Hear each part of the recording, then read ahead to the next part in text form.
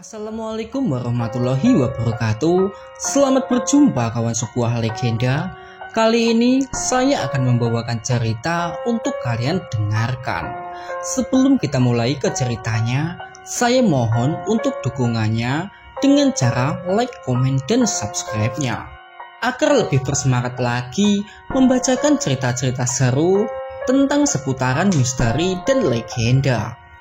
Baik, langsung saja kawanku, kita mulai ke alur ceritanya yang berjudul Gagak dari Mataram, Asasin Tanah Jawa.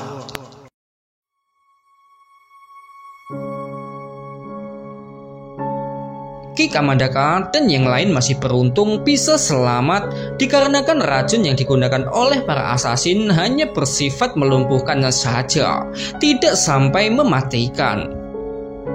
Mahaguru, maafkan aku. Aku gagal mengemban tugas darimu, Mahaguru. Ucap lirih Ki Kamandaka yang sedang mendapat perawatan dari Mahaguru Arya Binangun. Sudah lagi, jangan dibahas. Sebaiknya Ki Kamandaka istirahat. Mahaguru, bagaimana dengan Pancala? Pancala? Ia pemuda yang kuat. Luka seperti itu tak akan membunuhnya. Mendengar itu, Ki Kamandaka bisa sedikit bernafas lega sampai ia meneteskan air matanya. Semua ini salahku, Mahaguru. Seandainya aku lebih berhati-hati, Raden Mahesa dan Pancali tidak akan dibawa pergi oleh mereka, Mahaguru. Sudah lagi, tidak ada gunanya meratapi yang sudah terjadi. Ucap Arya Binangun mencoba menenangkan pria parubaya itu, hingga seorang Srikandi yang datang menghampiri sang Mahaguru. Mohon maaf, Mahaguru. Dewi Wulandari sudah sadar dan memanggil-manggil namamu. Ucap Srikandi menyampaikan perihal kondisi Wulandari. Terima kasih. Pergilah. Sebentar lagi aku ke sana. Ucap Arya Binangun bermaksud menyelesaikan tugasnya. Tak butuh waktu lama, Arya Binangun tiba di tempat di mana Wulandari terbaring ditemani oleh para Srikandi Padepokan Sekar Buana. Kang Mas. Wulan, kamu sudah sadar? Ucap Arya Binangun dengan berusaha sebisa mungkin terlihat tegar di hadapan istrinya. Mahesa, Kang Mas. Mahesa, anak kita. Ucap lirih Wulandari bersama air mata keluar dari bola matanya. Nyai, jaga perasaanmu. Jangan terlalu bersedih, Nyai. Tidak baik untuk dirimu. Ucap Arya Binangun menasihati istrinya. Tapi Kang Mas, Mahesa, mereka membawa Mahesa, Kang Mas. Ucap Wulandari yang larut dalam kesedihannya. Arya Binangun merasakan kesedihan yang sama perihal putranya, namun pemuda itu berusaha untuk tegar menghadapinya, hingga ucapan dari Wulandari menarik perhatiannya. Kang Mas, jemput Mahesa, Kang Mas. Jangan biarkan mereka menyakitinya. Ucap Wulandari disusul wanita itu kembali pingsan. Oh, Wulan, bangun! Ucap Arya Binangun bersama air mata yang menetes keluar. Waktu berjalan dengan sangat cepat. Tak terasa 7 hari telah berlalu semenjak tragedi di wilayah Sedayu. Bersamaan dengan itu kondisi Padepokan Sekar Buana yang berangsur membaik dengan para warganya kembali beraktivitas seperti sedia kala. Namun ada yang berbeda, di mana tidak lagi terdengar suara canda tawa dari anak-anak Padepokan Sekar Buana. Sementara itu di dalam rumah kediaman Mahaguru Arya Binangun, Wulandari sedang terbaring sembari menatap ke arah langit-langit kamarnya. Sementara di sampingnya Arya Binangun sedang duduk sembari membawa makanan untuknya. Makanlah, Nyai. Jangan seperti ini. Ucap Arya Binangun mengkhawatirkan Wulandari setelah beberapa hari tidak mau menyentuh makanan. Wulandari hanya terdiam membisu sampai air matanya kembali menetes membasahi pipi cantik yang sedang terlihat pucat pasi. Wulan, besok lusa aku akan berangkat menjemput anak kita. Mendengar itu Wulandari menatap tajam ke arah suaminya. Tapi sekarang makanlah. Kamu harus pulih agar aku bisa pergi dengan tenang, ucap Arya Pinangun yang disambut Wulandari membuka mulutnya. Permulaan hari diawali dengan kemunculan cahaya fajar yang serta-merta disambut sukacita oleh para makhluk hidup. Terlihat burung-burung yang menari-nari sembari bersenandung di bawah hangatnya cahaya persembahan dari Sang Hyang Surya. Binatang-binatang berkaki empat berlarian menuju ke tempat di mana mereka mencari makan. Begitu halnya di Padepokan Sekar Buana, di mana ratusan orang sedang melakukan sembahyang pagi, menyambut kemunculan Sang Hyang Batara Surya di sebelah timur. Sementara itu di dalam sebuah rumah yang berada di tengah padepokan, seorang Mahaguru Arya Pinangun sedang bersujud ke arah barat di mana kiblatnya berada. Allahu Akbar. Suara lirih yang terdengar bersama beliau yang bangkit dari sujudnya, hingga suara salam yang keluar dari lisannya pertanda Mahaguru telah selesai dengan sholat duhanya. Beberapa saat Arya Pinangun menatap ke arah ranjang di mana istri tercintanya terbaring sembari menatap ke arahnya. Wulandari mencoba bangkit hingga wajahnya yang menyeringai menahan sakit di area pinggangnya. Wulan, jangan paksakan dirimu, ucap Arya Pinangun sembari menyongsong tubuh pujaan hatinya. Kang Mas. Wulandari bermaksud membantu Arya Pinangun bersiap. Mengetahui maksud istrinya, Arya Pinangun tersenyum. Wulan, sebaiknya kamu istirahat. Jangan sampai Mahisa sedih saat nanti melihatmu, ucap Arya Pinangun menenangkan hati wanita yang dicintai. Mendengar ucapan yang bermakna sebuah harapan, Wulandari tersenyum dengan mata berbinar-binar. Arya Pinangun selalu bersikap lembut kepada Wulandari dengan ia yang membalas pelukannya. Beberapa saat kemudian Arya Pinangun meninggalkan kamarnya bermaksud pergi ke pendopo agung di mana pertemuan besar hendak dilaksanakan di sana. Jaga dewi kalian baik-baik, ucap Arya Pinangun kepada dua wanita yang bertugas mengurus Wulandari. Pagi itu bersama cahaya fajar yang menyingsing, seorang pemuda berjalan tertunduk menuju ke arah Padepokan Sekar Buana, hingga di mana ratusan pendekar dan para cantrik padepokan berada di pelataran pendopo segera berdiri menyambutnya.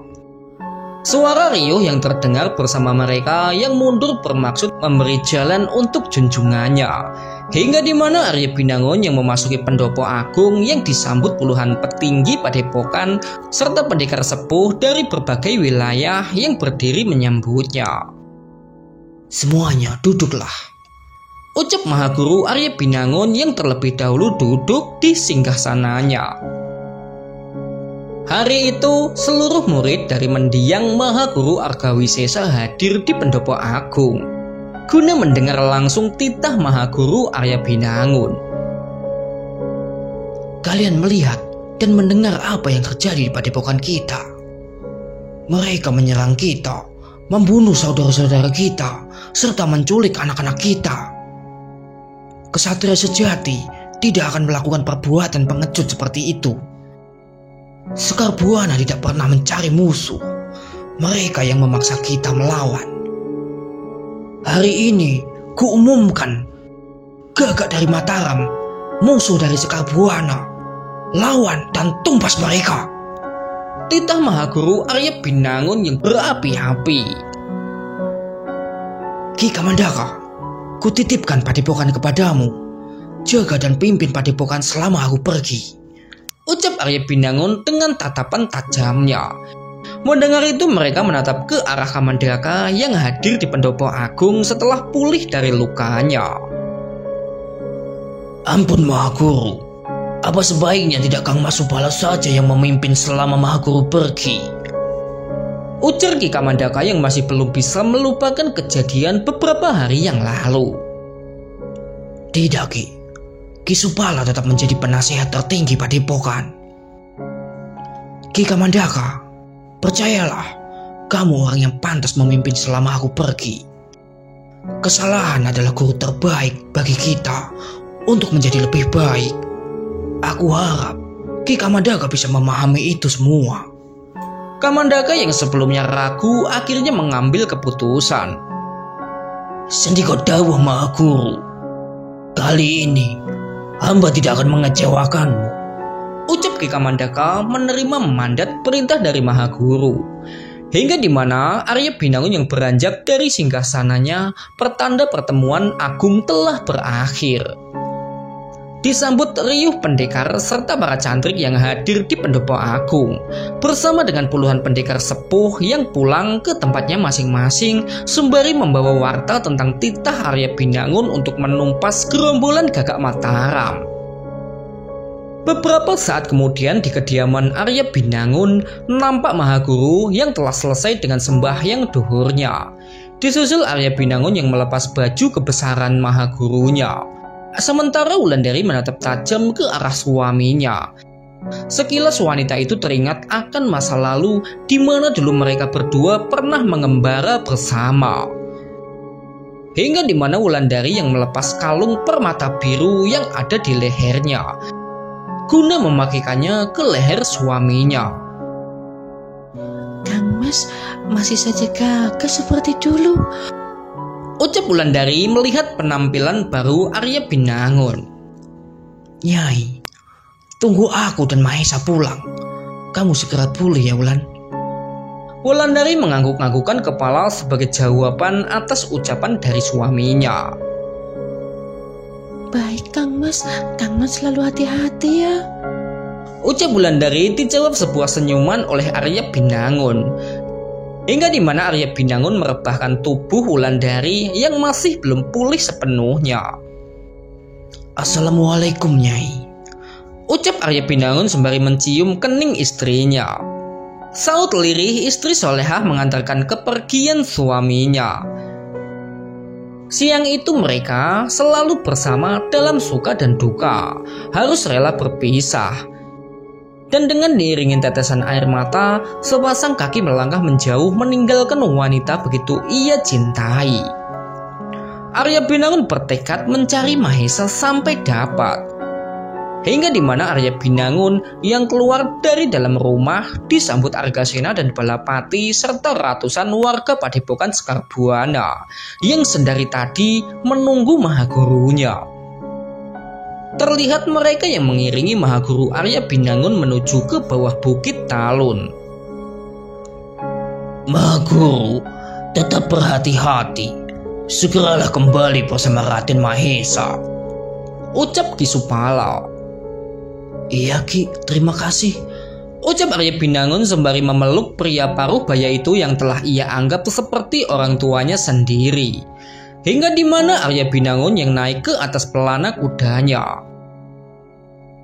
Argasena, Balapati, jaga Maha Guru dengan baik, ucap Ki Dharmajaya berdiri di samping Ki Jatmiko dan Ki Kamandaka. Sampai di mana 3 kuda yang melesat membawa 3 pendekar pilih tanding pergi meninggalkan tanah Talun bermaksud pergi ke Adipaten Sedayu. Siang itu ratusan orang meneteskan air mata melepas kepergian Arya Binangun.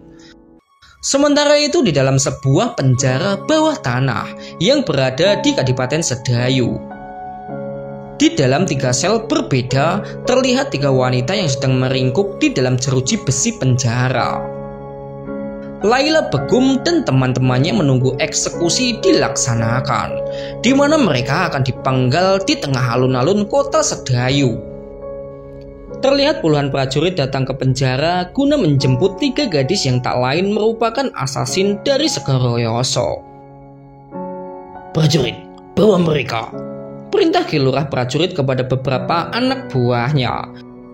Dengan kewaspadaan tinggi mereka membuka pintu penjara, disusul para prajurit yang dengan cepat mengikat tangan Laila Begum dan kedua temannya. nampak Laila Begum dan kedua temannya yang diarak menuju ke alun-alun kota Sedayu di mana eksekusi akan dilaksanakan di sana. Dengan tangan terikat dan dikawal oleh puluhan prajurit Kadipaten Sedayu, mereka diseret paksa. Mereka harus menerima perlakuan tidak menyenangkan dari penduduk Sedayu yang menaruh rasa sakit hati. Sore itu para penduduk melampiaskan kemarahannya dengan melempari Laila Begum serta kedua temannya dengan batu, sembari mengeluarkan ucapan bernada umpatan. Laila Begum dan kawan-kawannya berjalan tersayut-sayut dengan luka di sekujur tubuhnya.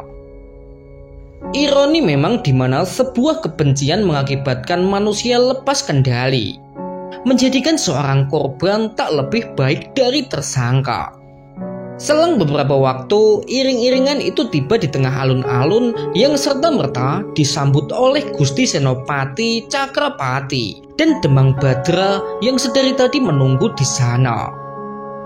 Nampak juga ratusan warga Sedayu yang berduyun-duyun datang ke alun-alun guna melihat langsung eksekusi dilaksanakan.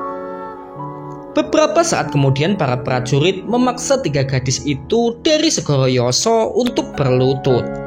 Disusul 3 orang Algojo berjalan menghampiri dengan pedang besarnya. Sementara Laila Begum dan kawan-kawannya hanya diam pasrah akan apa yang nanti diterimanya. Sore itu tidak ada gambaran rasa takut dalam diri Laila serta kedua temannya. 3 Algojo menatap ke arah Senopati Cakrapati sembari menunggu isyarat perintah darinya. Senopati Cakrapati mengangkat tangan tinggi-tinggi kemudian menjatuhkan sebagai isyarat untuk ketiga Algojo melakukan tugas mereka.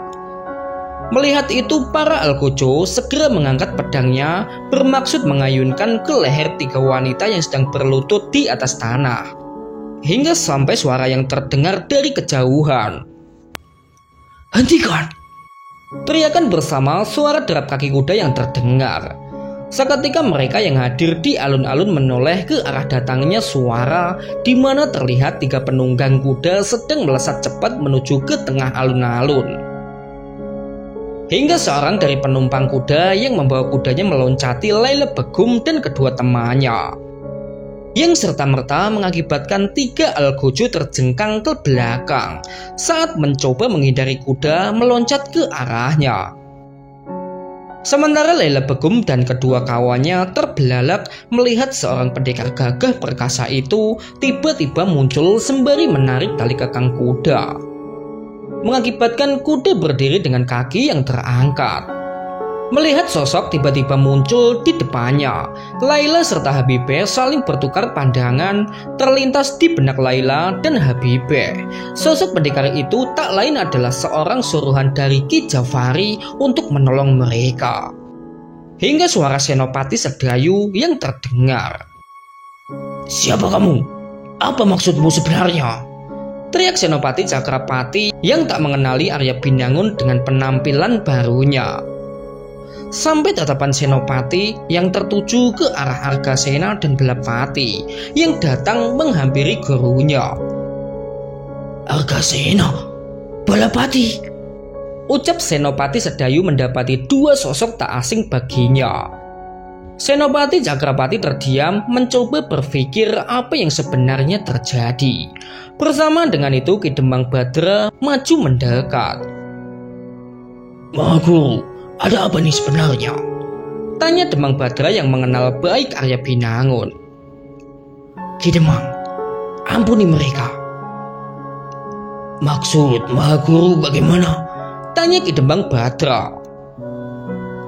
"Ki Demang, mereka masih berguna untukku," jawab singkat Arya Binangun dari atas kudanya. Ki Demang Badra mendengar dengan seksama ucapan Arya Binangun. Disusul pria parubaya itu menyuruh seorang pengawalnya melapor ke Kedaton. Sementara Senopati Cakrapati yang terlihat tidak senang dengan kemunculan Arya Binangun. "Tidak bisa. Biar bagaimanapun, mereka hari ini harus mati," teriak Senopati Cakrapati. Arya Binangun menatap tajam ke Senopati Cakrapati dengan sebuah tatapan yang sengaja ia lempar sebagai gertakan untuknya. Nampak Senopati itu tak memberi muka kepada Arya Binangun. Kalian habisi mereka sekarang. Perintah Senopati Cakrapati kepada 3 Algojo yang telah bangkit. Disusul ketiga Algojo berjalan mendekati Laila Begum dan kedua temannya. Balapati, Argasena, teriak Arya Binangun memberi perintah kepada kedua muridnya. Segera disambut kedua pendekar itu meloncat dari atas pelana kuda, bermaksud mencegah maksud ketiga Algojo itu. Pertarungan terjadi dengan mudahnya. Argasena dan Balapati melumpuhkan ketiga Algojo itu. Sementara Senopati Cakrapati marah padam karena dilanda amarah atas perbuatan Arya Binangun. Arya Binangun, beraninya kamu melawan titah Gusti Tumenggung Adipati, teriak Senopati Cakrapati yang murka atas tindakan Arya Binangun. Prajurit, tangkap Arya Binangun sekarang. Perintah Senopati Cakrapati kepada para prajuritnya.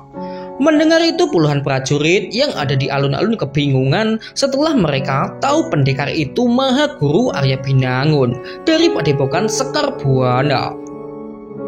Kenapa kalian diam saja? Cepat ringkus pembangkang itu. Perintah Senopati Cakrapati.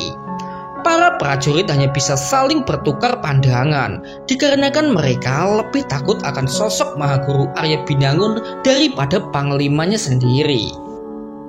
Ki Demang, tangkap Arya Binangun. Perintah Senopati mengalihkan pandangannya kepada Demang Badra. Demang Badra memikirkan baik-baik perintah dari Senopati Cakrapati. Disusul sebuah pertanyaan yang Demang Badra lontarkan kepada Arya Binangun. Maha Guru, sebenarnya ada apa ini? Tanya Demang Badra kepada sahabatnya. Arya Binangun menatap ke arah Demang Badra, hingga di mana seorang bekel yang datang bersama beberapa prajurit ke Daton guna menyampaikan titah Gusti Tumenggung Adipati Jagaraga. Ampun Maha Guru, Gusti Tumenggung Adipati Jagaraga menunggu di pendopo agung, ucap bekel menyampaikan titah dari penguasa Sedayu. Baiklah, katakan kepada beliau, aku akan datang ke sana. Sendika dawuh Guru, ucapnya sembari bergegas pergi menuju ke Kedaton. Ki Demang, sebaiknya kita bicarakan masalah ini di hadapan Gusti Tumenggung Adipati, ucap Arya Binangun yang secara tidak langsung tak menganggap keberadaan Senopati Sedayu. Argasena, Balapati, jaga mereka untukku. Hingga adik kakak itu menerima perintah untuk menjaga Laila Begum dan teman-temannya. Beberapa waktu kemudian terlihat Arya Binangun berjalan menuju ke pendopo agung bersama Ki Demang Badra. Sementara itu Senopati Cakrapati yang terdiam di tempatnya setelah merasa Arya Binangun tak menganggap keberadaannya. Beberapa saat kemudian di pendopo agung Kadipaten Sedayu, Arya Binangun menyampaikan maksudnya di hadapan Gusti Adipati Jagaraga yang disambut baik oleh Gusti Adipati dengan memberi perintah kepada Demang Badra agar melepaskan Laila Begum serta kedua temannya untuk diserahkan sepenuhnya kepada Arya Binangun. Arya Binangun dan Demang Badra menyambut gembira kebijaksanaan dari Sang Gusti Tumenggung Adipati Jagaraga. Sementara itu di tengah alun-alun, Arya Binangun berjalan menghampiri Laila Begum yang sedang dipaksa bertekuk lutut oleh puluhan prajurit. Lepaskan mereka. Arya Binangun berdiri menatap ke arah gadis yang sedang berlutut di hadapannya, hingga Laila Begum yang tiba-tiba menangis tersendu-sendu. Sabar Nyai, semua ini sudah suratan takdir dari Yang Maha Kuasa, ucap Arya Binangun berusaha menenangkan wanita yang sedang meratapi kepergian sahabatnya. Pendengar suara lelaki yang tadi menolongnya, Laila Begum terdiam untuk sesaat. Apa benar Kisanak adalah Maha Guru Arya Binangun? Benar Nyai. Maaf atas apa yang terjadi. Mendengar itu Laila Begum terdiam dan tertunduk hingga wajah wanita itu berubah menjadi merah padam. Dan dengan cepat Layla bangkit berdiri kemudian menusuk perut Arya Binangun. Terdengar suara bersama darah yang mengalir keluar dari tubuh Arya Binangun. Arya Binangun menyeringai menahan rasa sakit akibat tusukan yang mengenai perutnya itu. Melihat kenekatan seorang Layla, Argasena dan Balapati serta yang lain bergegas berlari menuju ke arah Arya Binangun. Maha Guru! Teriak yang terdengar bersama mereka yang bermaksud menolong Arya Binangun. Hingga Arya Binangun mengangkat tangannya sebagai isyarat agar tidak ikut campur. Nyai, apa maksud semua ini? Tanya lirih Arya Binangun kepada Layla Begum yang meringis sembari terus menekan mata tombak agar menusuk lebih dalam. Kamu telah membunuh kekasihku, ucap Layla Begum dengan sorot mata menggambarkan kebencian. Nyai, dalam perang hal itu sudah biasa, Nyai.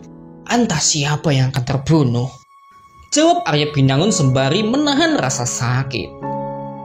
Cukup, diam. Sebaiknya kamu pergi ke neraka sana, ucap lantang Layla Begum sembari sekuat tenaga menekan mata tombak ke perut Arya Binangun.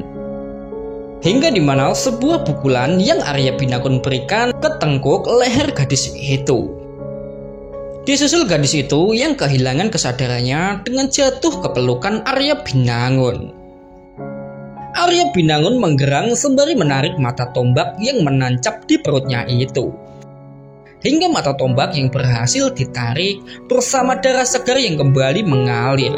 Dengan nafas yang terengah-engah, Arya Binangun mencoba bertahan. Tak lama kemudian, ajian Pancasona pun bekerja. Terlihat dari luka akibat tusukan yang menutup dengan cepat. Melihat pemandangan itu, Ki Demang Badra dan para prajuritnya hanya bisa menelan air ludahnya. Arya Binangun bangkit berdiri seolah tidak pernah terjadi apa-apa padanya. Bagaimana dengan gadis ini, Maha Guru? Ucap Argasena atas Layla Begum yang pingsan. Argasena, ikat dan naikkan ke atas pelana kudaku. Baik, Maha Guru, jawab mereka sembari bergegas mengikat sepasang tangan dan kaki Layla, kemudian menaikkannya ke atas pelana kuda Arya Binangun. Beberapa saat kemudian, di bawah secercah cahaya lembayung senja yang mulai memudar, di gerbang Gapura, kota Sedayu, mereka berkumpul dengan mengantar kepergian Arya Binangun. Apa tidak sebaiknya Maha Guru berangkat besok saja? Ini sudah gelap, Maha Guru, ucap Demang Badra setelah melihat cahayanya di atas langit yang mulai memudar. Terima kasih, Ki Demang. Semakin cepat kami berangkat, maka akan semakin baik. Kami akan menyusul rombongan perusuh itu. Ki Demang Badra mengangguk-anggukkan kepala hingga tanpa sengaja Arya Binangun melihat ke arah Layla Begum yang terbaring pingsan di atas kudanya. Seketika Arya Binangun teringat akan jasad Habibeh dan kawan-kawannya. Ki Demang, bisa kamu melakukan satu hal untukku? Katakanlah, Maha Guru, apapun itu akan aku coba lakukan untukmu. Tolong Ki Demang antar dua jasad wanita itu ke Padepokan Sekarbuana. Katakan kepada Ki Dharmajaya agar mengurus pemakamannya. Demang Badra menatap ke arah Arya Binangun hingga ia yang tersenyum kepada pemuda itu. Sendika dawuh, Maha Guru. Beberapa saat kemudian terlihat 3 kuda yang melaju meninggalkan kota Sedayu. Maha Guru, beri mereka pelajaran dan jemput Raden Mahesa, ucap Ki Demang Badra melepas kepergian Arya Binangun serta kedua muridnya. Petang itu dikala cahaya sang surya tidak lagi bersinar. 3 kuda melaju cepat membelah jalanan menuju ke arah selatan. Dengan kecepatan penuh, Arya Binangun membawa kudanya melaju. Tak butuh waktu lama, hampir 20.000 tombak telah mereka tempuh. hingga di mana Arya Binangun yang menghentikan laju kudanya dikarenakan harus membawa 2 orang sekaligus. Melihat guru mereka berhenti, Argasena dan Palapati ikut menarik tali kekangnya. Ada apa guru kok berhenti? Argasena, kita istirahat dulu di sini. Kau lihat kudaku sudah tak sanggup lagi. Argasena dan Palapati disusul mereka yang segera turun dari atas pelana kuda guna membantu menurunkan tubuh Laila Begum yang masih pingsan. Beberapa waktu kemudian, di tengah gelapnya malam, nampak Mahaguru Arya Binangun yang sedang menjalankan ibadah sholatnya di atas batu yang berada di pinggiran sungai. Sementara itu, berjarak 2000 tombak, terlihat 2 pemuda yang sedang duduk di depan api unggun sembari berbincang-bincang. Tak jauh dari tempat mereka, seorang gadis sedang terbaring tidak sadarkan diri dengan tangan dan kaki terikat. Di mana ini? Gumam Laila Begum yang sadar dari pingsannya. Disusul gadis itu yang memindai sekelilingnya, hingga tatapannya tertuju ke arah Balapati dan Argasena. Laila terperanjat melihat kedua lelaki itu berada tak jauh dari tempatnya, sampai ia sadar akan tali yang mengikat sepasang tangan dan kakinya. Kalian mau apa? Apa yang kalian lakukan kepadaku? Pertanyaan Laila Begum yang sedang dihinggapi prasangka buruk. Mendengar itu Balapati dan Argasena menoleh ke arah Laila Begum, hingga mereka yang membuang muka seolah tak memperdulikan keberadaannya. Sebenarnya apa maksud kalian? Sementara Argasena dan Balapati mengacuhkannya dengan tidak menjawab pertanyaannya, hingga di mana Arya Binangun kembali sembari membawa 4 ikan gabus yang tadi sempat ia tangkap saat mengambil air wudhu.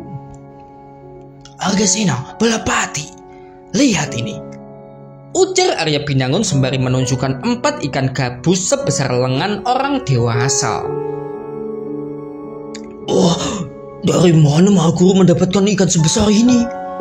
Tanya Argasena dengan senyum di wajahnya. Aku tadi menemukan di sungai. Argasena, Balapati, kalian masak ikan-ikan ini. Serentak sembari bergegas, Argasena dan Balapati mempersiapkan semuanya.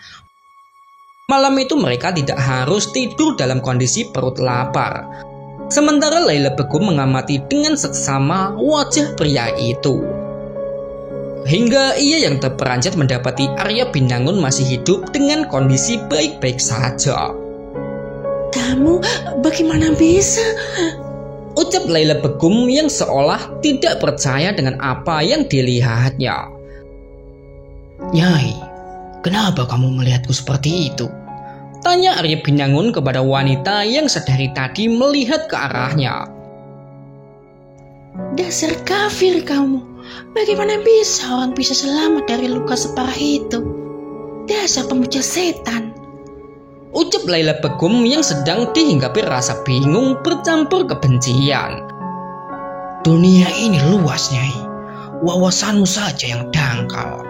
Ucap Arya Binangun kepada Laila yang berani menyebutnya dengan nama kafir. Jangan banyak ngomong. Habisi saja aku. Dasar kamu orang kafir. Mendengar penuturan wanita itu, Arya Binangun segera berjalan menghampirinya. Kenapa kamu ingin mati, Nyai? Tak ada gunanya. Aku hidup sekarang. Habisi saja aku. Ucap Laila dengan wajah menggambarkan rasa putus asa. Bunuh diri serta terkait dengan itu, maka akan dibenci oleh Tuhanmu. Ucap Arya Binangun atas ucapan dari Laila Begum. Mendengar itu, Laila Begum mengerutkan dahinya. Apa yang kamu tahu tentang Tuhanku? Dasar kafir. Lalu, apa yang kamu tahu tentang kafir? Tanya Arya Binangun sembari mendekatkan wajahnya ke depan wajah Laila Begum. Laila Begum kebingungan karenanya. Sebegitu mudahnya kamu menyebut orang lain yang tak sejalan denganmu sebagai sebutan kafir. Memangnya kamu tahu apa? Ucap yang keluar dari mulut seorang Laila Begum berusaha mendebat seorang Arya Binangun. Arya Binangun menatap tajam seorang Laila dengan tatapan geram atas apa yang ada dalam pemikiran gadis itu. Dengar Nyai, baginda Nabi mengajarkan kasih sayang, mengedepankan akhlak yang mulia sebelum mengangkat senjata kepada kaum musyrikin Quraisy. Apa kamu tahu itu, Nyai? Laila Begum terperanjat mendengar Arya Binangun.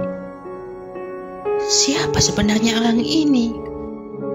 Gumam Laila Begum yang bingung atas ucapan Arya Binangun yang seolah tahu banyak akan keyakinannya.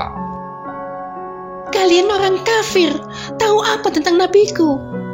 Arya Binangun hanya tersenyum hingga dimana semerbak harum masakan yang masuk di indera penciumannya. Balapati, apa sudah matang? Tanya Arya Binangun memalingkan pandangannya kepada kedua muridnya yang sedang fokus membalik-balikan ikan gabus yang tadi ditangkap oleh Arya Binangun. Belum Guru, sebentar lagi, teriak Balapati hingga suara Laila Begum yang kembali terdengar di telinga sepasang di telinga Arya Binangun. Siapa kamu sebenarnya? Apa kamu juga seorang muslim? Aku bersaksi, tiada Tuhan selain Allah dan baginda Muhammad adalah utusan Allah. Nyai, apa kesaksianku itu menjawab pertanyaanmu? Nampak Laila Begum kembali kebingungan karenanya. Kamu sepertiku. Kamu juga seorang muslim. Nyai, jika kesaksianku sama denganmu itu benar, namun yang perlu kau tahu, pemahaman tentang kita berbeda. Laila mendengar seraya memikirkan dengan seksama ucapan Arya Binangun. Kamu murtad. Kamu tak pantas menjadi seorang muslim. Terserah apa yang kau bilang, tak penting bagiku sekarang. Ucap Arya Binangun sembari bergegas meninggalkan wanita itu yang menjadi tawanannya. Sementara Laila terus menatap ke arah Arya Binangun yang telah berada di samping kedua muridnya. Laila Begum menelan air ludahnya memikirkan tentang pemuda itu. Sampai di mana Arya Binangun yang datang menghampiri Laila Begum sembari membawa ikan yang telah matang. Makanlah Nyai, perjalanan kita masih panjang. Ucap Arya Binangun sembari menyelipkan sebilah bambu dengan ikan panggang ke tangan Laila yang sedang terikat. Tidak mau. Aku tidak mau makan makanan orang murtad sepertimu. Orang seperti itu jangan dikasih hati. Ucap Balapati yang tak terima melihat sikap Laila Begum atas Arya Binangun. Omongan muridmu itu benar. Biarkan saja aku mati daripada harus tersiksa melihatmu. Sementara Arya Binangun yang mengambil ikan yang tergeletak di atas tanah kemudian pergi guna membakarnya kembali. Beberapa saat kemudian Arya Binangun kembali mendekati Laila. Nyai, bagaimana kamu bisa membalaskan dendam kekasihmu jika kamu mati? Laila Begum mendengar dengan seksama apa yang diucapkan Arya. Nyai boleh penggal leherku, namun sebelum itu makanlah Nyai. Ucap Arya Binangun sembari menancapkan sebilah bambu berisi ikan di depan Laila. Nampak Laila Begum yang mendengar dengan seksama dari seorang Arya Binangun. Sementara Arya Binangun yang kembali ke tempatnya guna memberi waktu kepada Laila agar mau memikirkan ucapannya. Sesaat di depan api unggun, Arya Binangun terlihat mencuri pandang ke arah Laila Begum, di mana terlihat gadis itu yang meraih ikan yang ada di depannya. Dan dengan diiringi tetesan air mata, Laila Begum mau memakan ikan yang ada di tangannya. Arya Binangun tersenyum karenanya, hingga suara Arkasena menarik perhatiannya. Guru juga harus makan. ucap Argasena sembari menyodorkan sebilah bambu dengan ikan panggang di atasnya. Sesaat diiringi suara tawa dan canda, mereka nikmati makanannya, mencoba menghibur satu sama lain agar beban berat sedikit berkurang. Sampai saat dimana mereka yang memejamkan matanya di depan api unggun yang menyala, sebagai penghangat di kala udara dingin yang malam datang menerpa. Sementara itu Laila Begum yang masih terjaga dengan ia yang terus menatap tajam ke arah Arya Binangun. Sebenarnya siapa orang ini? Sebuah pertanyaan yang timbul di benaknya. Hingga untuk beberapa waktu gadis itu lupa akan dendamnya. Waktu berjalan dengan cepat. Dini hari datang menjelang bersama kedudukan Sang Hyang Chandra yang berada di arah barat. Laila Begum terbaring di atas tanah dengan tangan dan kaki yang masih terikat. Sampai saat dimana ia melihat Arya Binangun bangkit berdiri, disusul Arya yang mengambil wadah air minumnya. Laila Begum mengamati dengan seksama apa yang Arya Binangun lakukan, hingga ia tahu Arya Binangun sedang membasahi sebagian tubuhnya guna bersuci. Gadis itu kembali terpana saat melihat seorang Arya Binangun melaksanakan kewajibannya sebagai hamba dengan menjalankan sembahyang subuhnya.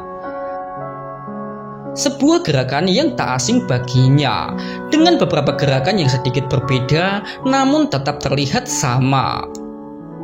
Arya Binangun mengakhiri sembahyangnya dengan salam tanpa sengaja mengakibatkan sepasang mata mereka bertemu. Sesaat kemudian Arya Binangun menghampiri Laila Begum. Nyai, apa kamu mau sembahyang? Laila menatap wajah pemuda itu hingga ia yang memalingkan mukanya. Di dalam suasana remang-remang menjelang pagi, di mana Arya Binangun terlebih dahulu bangun serta menjalankan ibadahnya sembari menjaga dua muridnya yang masih terlelap tidur. Pergi jauh-jauh dariku, dasar murtad! Bentak Laila saat Arya Binangun menawarkan kepadanya untuk menjalankan ibadah seperti keyakinannya. Mendengar itu Arya Binangun bergegas kembali ke tempat Argasena. Argasena dan Balapati yang bangun dari tidur karena teriakan Laila Begum. Wah Guru, apa yakin wanita itu mau mengantar kita? Tanya lirih Argasena kepada Arya Binangun. Benar Guru, dilihat dari keteguhannya sepertinya akan sulit membuat ia bicara, saut Balapati. Kita lihat saja nanti. Sebaiknya kalian bersiap. Sebelum siang kita harus telah tiba di wilayah Pajang. Baik Guru, ucap kedua murid itu dengan bergegas bangkit mempersiapkan diri. Hei wanita ular, kamu kenapa? Tanya Argasena saat melihat Laila meringis sembari menekan perut dengan tangan terikat. Perutku sakit. Ini gara-gara makanan kalian. Argasena, buka ikatan kakinya. Antar ia ke sungai. Ucap Arya Binangun yang tahu Laila ingin buang air besar. Argasena, kenapa diam saja? Cepat lakukan perintah Guru. Ucap Balapati kepada Argasena yang nampak ragu-ragu. Kamu saja Kang, jujur aku takut kepadanya. Guru menyuruhmu bukan menyuruh saya, sanggah Balapati. Bilang saja Kakang juga takut, ucap Argasena atas ucapan Balapati. Bukan begitu, tapi... Dasar manusia biadab. Apa kalian ingin aku membuang air besar di sini? Teriak Laila Begum dengan terus menekan perutnya. Argasena, buka ikatannya, biar aku yang mengantarnya. Hingga saat dimana Arya Binangun yang menarik tali panjang yang mengikat sepasang tangan Laila Begum agar mau beranjak dari tempat itu. Pagi itu, dengan tangan terikat, Laila Begum diseret Arya Binangun menuju ke arah yang berjarak 100 tombak dari tempatnya semula. Sesaat kemudian mereka tiba di bantaran sungai penuh bebatuan dengan aliran air yang tenang. Hei orang murtad, lepaskan aku. Apa begini caramu memperlakukan wanita? Ujar Laila Begum mengangkat tangannya yang sedang terikat. Nyai, jangan banyak bicara. Cepat lakukan atau kita kembali saja. Bentak Arya Binangun. Dasar orang bodoh, bagaimana caraku membersihkan diri dengan tangan terikat seperti ini? Arya Binangun tak bisa menjawab lagi ucapan Laila Begum dengan dia yang menggeleng-gelengkan kepala sembari menghampiri gadis itu. Sekarang pergilah, ucap Arya Binangun sembari menunjuk ke arah bebatuan besar. Laila melihat ke arah mana Arya Binangun menunjuk. Sebaiknya kamu menjauh, ingat jangan mengintip, ucap Laila meringis sembari menekan perutnya. Arya Binangun segera meninggalkan tempat itu menuju ke arah batu besar yang semalam ia gunakan untuk tempat sholat. Sesaat suasana sunyi senyap dengan hanya terdengar gemericik suara air. Arya Binangun menoleh ke arah batu besar. Hei, dasar orang tak punya adab, jangan lihat, teriak Laila Begum dari balik batu. Beberapa saat kemudian setelah hajat wanita itu tersampaikan, gadis itu cerdik dengan akal liciknya. Nampak dari ia yang mengambil beberapa batu, di sisi ia yang berjalan meninggalkan tempatnya sembari melempar batu ke arah air guna mengecoh Arya Binangun. Sementara itu Arya Binangun yang sedari tadi menunggu tersenyum karenanya. Dasar wanita ular, gumam Arya Binangun yang mengetahui akal licik seorang Laila Begum. Hingga ia yang bangkit berdiri sembari memindai sekelilingnya. Tatapan pemuda itu tertuju ke Laila Begum yang sedang berlari di kejauhan. Dan dengan ajian saipi angin, Arya Binangun berlari kencang menyusul Laila Begum. Sementara itu Laila Begum yang terus berlari hingga ia yang berhenti di bawah sebuah pohon guna mengatur nafas yang sedang terengah-engah. Dasar orang kafir bodoh. Nyai, siapa yang kamu sebut bodoh itu? Ucap Arya Binangun yang keluar dari balik pohon. Kamu, bagaimana bisa kamu di sini? Sudahlah Nyai, sebaiknya kamu ikut denganku sekarang. Siapa sudi? Lebih baik aku mati daripada aku harus ikut denganmu. Jangan paksa aku, Nyai. Laila Begum tak mendengar dengan baik ucapan Arya Binangun. Dengan wanita itu yang melayangkan serangan ke arah Arya Binangun. Pagi itu Laila Begum menunjukkan seni bertarung dengan tangan kosong yang ia kuasai. Berkali-kali wanita itu menyerang dengan tendangannya serta pukulan yang semuanya dapat dengan mudah dipatahkan oleh Arya Binangun.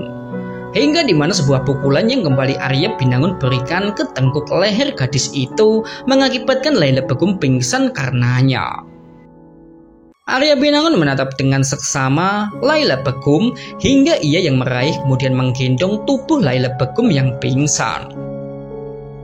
Sampai saat di mana Arya Binangun yang tiba di sungai kemudian melempar tubuh Laila Begum ke dalam sebuah kubangan dangkal yang berada di tengah sungai. Hingga Laila Begum yang sadar dari pingsannya setelah air yang menenggelamkan sebagian tubuhnya. Teriak Laila Begum sembari mencoba membawa tubuhnya bangkit dan duduk. Aku cuma mengusir setan yang mengganggumu, Nyai. Ucap Arya Binangun sembari tersenyum kepada gadis itu. Sepertinya setan belum keluar. Hingga ia menekan tubuh Laila hingga wanita itu kembali tenggelam sepenuhnya di dalam air. Laila meronta karenanya. Hingga Arya Binangun yang mengangkat kakinya dari tubuh Laila disambut gadis itu yang segera bangkit dengan nafas terengah-engah. Sudah mandinya? Kalau sudah, mari kita berangkat sekarang. Laila menatap tajam ke arah wajah Arya Binangun. Kenapa Nyai memandangiku seperti itu? Apa mau mandi lagi? Laila geram setengah mati dengan ia yang terus menatap Arya Binangun. Sampai saat dimana Arya Binangun menarik paksa tangan Laila, mengakibatkan wanita itu yang berdiri di atas kakinya. Sampai saat dimana Arya Binangun yang kembali mengikat tangan Laila Begum. Sesaat kemudian di bawah siraman cahaya pagi, gadis itu diseret kembali menuju ke Argasena dan Belepati. Guru, kenapa lama sekali? Argasena, tadi aku menunggu gadis ini mandi. Mendengar itu, tatapan Argasena dan Belepati tertuju ke arah Laila Begum. Guru, apa yang terjadi kepadanya? Tanya Argasena perihal Laila Begum yang sedang menggigil kedinginan karena basah kuyup. Kong, kok mau tunggu di sini dulu ya? Hari ini kita bisa makan enak. Ucap Argasena sembari mengambil anak panah dan busur yang ada di atas pelana kudanya. Ingat Argasena, jangan lama-lama ya. Beres, Kong. Jawab singkat Argasena sembari berjalan ke arah suara ayam hutan yang sedang berkokok. Tak butuh waktu lama, Argasena kembali dengan membawa hasil buruannya. Argasena menunjukkan seekor ayam hutan yang tadi berhasil terkena bidikannya. Lumayan, pagi ini kita sarapan enak, ujar Belepati kegirangan. Pagi itu kedua murid Arya Binangun menyibukkan diri mengolah ayam hutan guna dijadikan ayam panggang. Hingga bau semerbak ayam panggang yang menarik perhatian Arya Binangun. Guru, sebaiknya kita isi perut dulu sebelum berangkat, jawab Argasena sembari kembali ke depan api unggun guna membalik ayam panggang agar tidak gosong. Arya Binangun tersenyum bahagia karenanya, hingga ia yang menoleh ke arah Laila Begum. Nyai, hangatkan dulu tubuhmu, ucap Arya Binangun kepada gadis yang sedang kedinginan itu. Tidak mau, siapa sudah ikut perintahmu? Sepertinya kamu belum cukup mandi, Nyai, ujar Arya Binangun dengan menarik tali yang ia pegang. Mendengar itu, Laila segera membawa tubuhnya ke depan api unggun.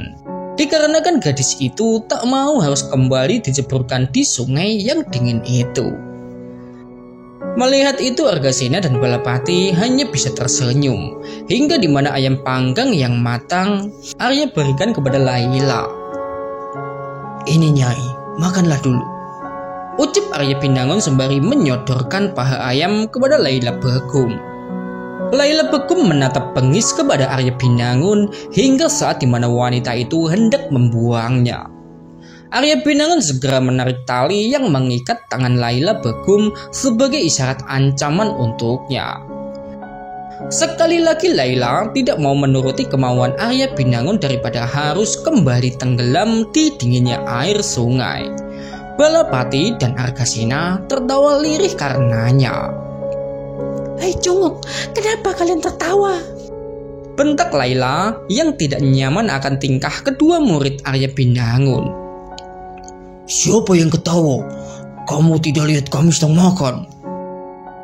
Sudah, jangan diladeni. Biar saja dia, ucap Belepati kepada adiknya. Ingat, tanpa guru kalian cuma sampah. Mendengar itu, wajah Argasena merah padam dengan lelaki itu yang bangkit berdiri. Cukup, sekali lagi kamu bicara, akan kurobek mulutmu, bentak Argasena yang tak terima dengan ucapan pedas Laila Begum. Sudahlah Argasena, jangan marah, simpan tenagamu untuk nanti. Tapi guru, wanita ini sangat keterlaluan, mulutnya busuk. Sudah Argasena, duduklah, jangan sampai maha guru marah, ujar Belepati kepada adiknya. Hingga Argasena yang memandang gurunya dengan ia yang kembali duduk. Nyai, sebaiknya kamu tutup mulut dan makanlah dulu, ucap Arya Binangun sembari menarik tali sebagai isyarat ancaman untuk Laila. Waktu berjalan dengan sangat cepat. Beberapa saat kemudian, nampak mereka yang bersiap berangkat melanjutkan perjalanannya, hingga keributan yang kembali terjadi. Mau apa kamu? Bentak Laila Begum saat Arya Binangun mencoba membantunya naik ke atas pelana kuda. Lebih baik aku jalan kaki daripada aku harus satu kuda denganmu. Mendengar ucapan ketus Laila, Arya Binangun segera naik ke atas pelana kudanya. Hingga Arya Binangun yang menghentakkan tali kekang kuda, Laila terkejut. Sampai wanita muda itu yang terjerembab saat tanpa sengaja ia menyandung sebuah akar pohon. Arya Binangun segera menarik tali kekang kudanya untuk berhenti. Dasar biadab kalian! Teriak Laila Begum sembari mencoba bangkit berdiri. Arya Binangun menatap gadis yang bangkit setelah terseret sejauh 2 tombak. Kamu pasti sengaja ingin membunuhku. Suara ketus Laila Begum. Hingga di mana Argasena dan Balapati yang membawa kudanya kembali setelah tahu gurunya berhenti mendadak. Guru, gadis ini sepertinya sengaja memperlambat kita. Ucap Argasena yang masih menaruh sakit hati atas ucapan Laila. Arya Binangun segera turun dari atas pelana kudanya. Mau apa kamu? Lepaskan aku! Teriak Laila Begum yang tak sudi Arya Binangun menyentuhnya. Hingga gadis itu yang meronta di dalam gendongan Arya Binangun. Lepaskan! Lepaskan! Sebaiknya kamu diam. Bentak Arya Binangun dengan wajah memerah. Laila terkejut dengan ia yang diam tanpa berulah lagi. Hingga di mana lelaki itu yang mengangkat tubuh Laila ke atas pelana kuda. Arya Binangun menghentakkan tali kekang kuda. Seketika kuda melaju dengan kencang menuju ke arah selatan di mana wilayah Pajang berada. Argasena dan Balapati menyambutnya dengan menarik tali kekang kuda. Di bawah siraman cahaya Sang Hyang Surya yang sedang merangkak naik ke atas kepala, mereka terus menghentakkan kaki agar kuda mau berlari lebih kencang. Terlihat Arya Binangun menatap ke arah depan, membawa kuda melaju melalui segala rintangan. Sementara Laila Begum yang tertunduk dengan ia yang merasa canggung harus berada dalam satu kuda yang sama dengan lelaki yang telah membunuh kekasihnya. Hingga di mana wajah itu yang memerah seolah sedang merasakan getaran dalam dirinya. Beberapa saat kemudian, suara deru nafas kuda yang terdengar bersama semburan darah yang keluar dari hidung, pertanda kuda yang sedang tidak bisa berlari lagi. Arya Binangun segera memperlambat kudanya sembari ia melihat sekeliling di mana pepohonan sudah jarang terlihat. Pertanda mereka telah keluar dari lebatnya hutan sedayu sampai sebuah belik mata air yang menarik perhatiannya. Turunkan aku atau aku akan loncat! Ucap Laila Begum yang serta-merta disambut oleh Arya Binangun menarik tali kekang kuda agar kuda mau berhenti. Laila segera membawa tubuhnya meloncat turun dari atas pelana kuda. Tidak apa-apa. Kudaku sepertinya juga mulai kelelahan. Ujar Arya Binangun kepada kedua muridnya itu. Argasena, Balapati, kalian periksa di depan. Siapa tahu ada desa di sana. Baik guru, saut Balapati dan Argasena sembari mereka harus bergegas membawa kudanya melaju ke arah depan. Beberapa saat kemudian terlihat Arya Binangun yang berjalan sembari menuntun kudanya. Mau tidak mau, Laila Begum mengikuti di belakangnya. Apa kamu takut denganku? Tidak. Kenapa aku harus takut kepadamu? Kalau memang kamu tidak takut, sebaiknya lepaskan ikatan ini. Nanti, pada saatnya kamu akan aku lepaskan. Sebelum itu, belajarlah jadi tawanan yang baik. Ucap Arya Binangun. Disusul pemuda itu mengambil wadah air yang tergantung di pelana kudanya. Mau kamu bawa kemana aku? Teriak Laila yang melihat Arya Binangun berjalan sembari menarik tali yang mengikat sepasang tangan Laila.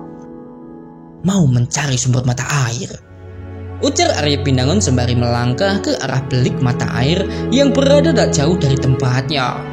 Sementara Laila mengikutinya dari belakang. Dengan wanita itu yang diam 1000 bahasa teringat akan kejadian tadi pagi, di mana Arya Pinangun menyiksanya dengan perantara dinginnya air.